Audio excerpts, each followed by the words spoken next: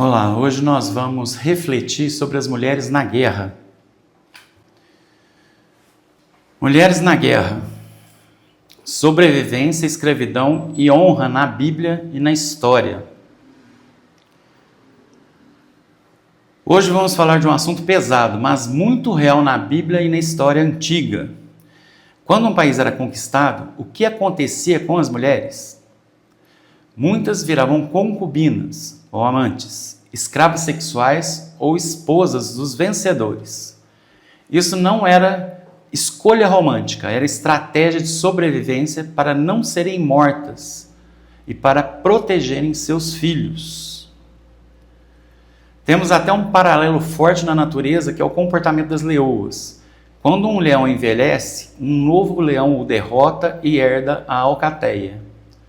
Para que o novo leão não mate seus filhotes, a fêmea se acasala com ele para garantir a própria vida e a da ninhada. A Bíblia não esconde essa realidade dura. Vamos ver 3 textos principais. O primeiro texto é Deuteronômio 21, de 10 a 14, onde nós lemos o seguinte: Quando saíres a peleja contra os teus inimigos, e o Senhor teu Deus os entregar nas tuas mãos, e tu deles levares prisioneiros, e tu entre os presos vires uma mulher formosa à vista, e a cobiçares, e a tomares por mulher, então a trarás para a tua casa, e ela rapará a cabeça e cortará suas unhas, e despirá o vestido do seu cativeiro, e se assentará na tua casa, e chorará a seu pai e a sua mãe 1 mês inteiro. E depois chegarás a ela, e tu serás seu marido, e ela tua mulher. E será que, se não te contentares dela, a deixarás ir à vontade, mas de modo algum a venderás por dinheiro, nem a tratarás como escrava, pois a tens humilhado. Nós vemos que em meio à barbárie geral dos pagãos, Deus dá uma lei que garante o mínimo de dignidade a uma mulher que perdeu a sua família e que foi levada cativa ou à força por aqueles que venceram a guerra. Então, em meio ao caos, Deus estabelece o mínimo, o que já é um absurdo. Tudo isso aqui já é um absurdo, mas é um mínimo que ele poderia ter estabelecido num mundo brutal como o desta época. Essa lei dava uma proteção mínima, 1 mês de luto antes da relação e proibia vendê-la como escrava depois. Era um limite dentro de um mundo brutal, como eu disse. Números 31. A guerra contra Midian. Depois da vitória, os israelitas trouxeram todas as mulheres e crianças. Moisés ficou indignado e ordenou: matai todo homem entre as crianças, e matai toda mulher que já transou com algum homem. Porém, todas as meninas virgens que nunca transaram com homem algum, deixai-as viver para vós. 32.000 meninas virgens foram poupadas como parte do despojo de guerra. Ou seja, elas eram uma propriedade, fazia parte dos despojos. Eles poderiam pegá-las para si, fazer o que quisesse com elas. Mandou matar todas as que eram casadas, ou seja, se não era virgem é porque era casada. E as solteiras, eles puderam degustar à vontade. Juízes 21. O rapto das moças de Siló. Depois de uma guerra civil que quase destruiu a tribo de Benjamim, os israelitas mataram todos os homens e mulheres casados de Jabes-Gileade e pegaram 400 virgens. Como ainda faltavam mulheres, mandaram os benjamitas se esconderem nas vinhas durante a festa de Siló, agarrarem as moças que estavam dançando e as levarem à força para serem esposas. Foi rapto puro e simples. Raptaram essas moças porque eles estavam precisando gerar vida. A sua tribo havia sobrado apenas 600 pessoas. E para que ela não entrasse em extinção, eles precisavam de mulheres para se reproduzirem.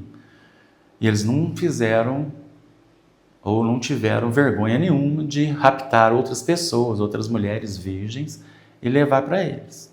Simplesmente fizeram uma emboscada, as pegaram e levaram para ser suas esposas ou concubinas.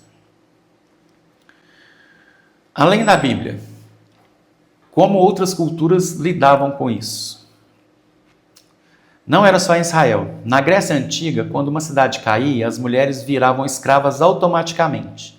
Em Roma, as mais bonitas iam para os generais e soldados como concubinas. Viravam amantes deles. Os assírios eram famosos pela brutalidade, usando estupro e escravidão como arma de terror. Muitas mulheres se submetiam porque não tinham escolha. Não tinha arma fácil para o suicídio. Tinham filhos pequenos para proteger e o instinto de sobrevivência falava mais alto. Algumas conseguiam subir de posição, como Roxelana, uma escrava que virou esposa influente do sultão otomano. Mas teve quem escolhesse a morte. Em Massada, no ano 73 d.C., os judeus preferiram o suicídio coletivo a cair nas mãos dos romanos. Os homens mataram primeiro as esposas e filhos e depois se mataram entre si. Na Índia, as mulheres Rajput praticavam o jauhar. Quando a derrota era certa, elas se vestiam de noiva, juntavam os filhos e se jogavam numa grande fogueira. Os homens saíam para a luta final, sabendo que iam morrer. O fogo não era só para morrer, era para destruir completamente o corpo, para que o inimigo não pudesse profaná-lo depois da morte. Como os inimigos poderiam usar seus corpos para a necrofilia, entre muitas outras coisas, elas faziam isso porque só sobraria pó. Não teria como eles profanarem nem mesmo os seus corpos mortos. Conclusão. Esses textos mostram um mundo caído, onde a guerra trazia consequências terríveis, especialmente para as mulheres. A Bíblia registra a realidade da época sem maquiagem. Hoje, pelo Evangelho, vemos que Jesus trouxe um padrão completamente diferente.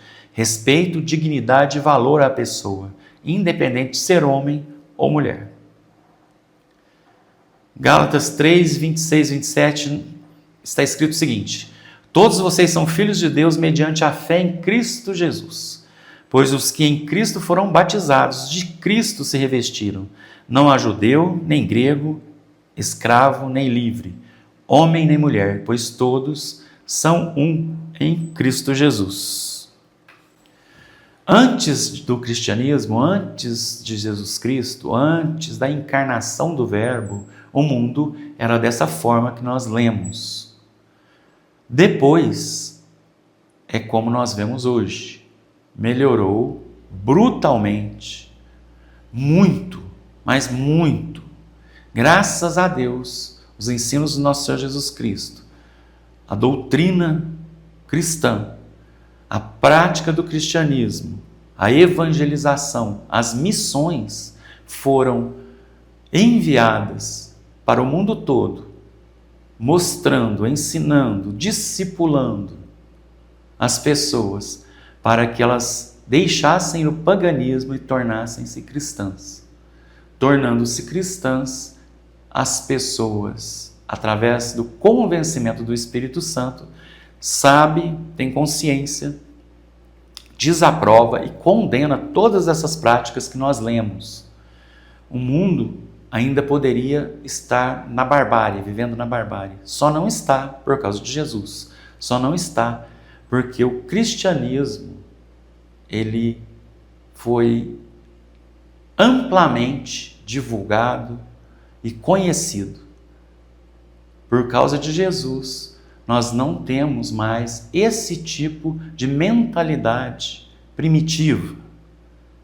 Por causa de Jesus, sabemos que gentil e judeu, ou judeu e todas as outras nações, todos os povos são povos de Deus.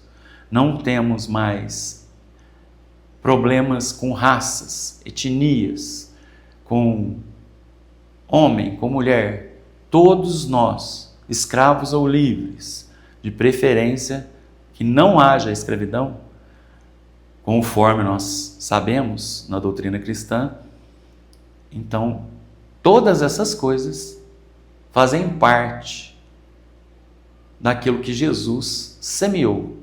E você e eu e todos nós estamos colhendo. Glória a Deus por isso. Amém.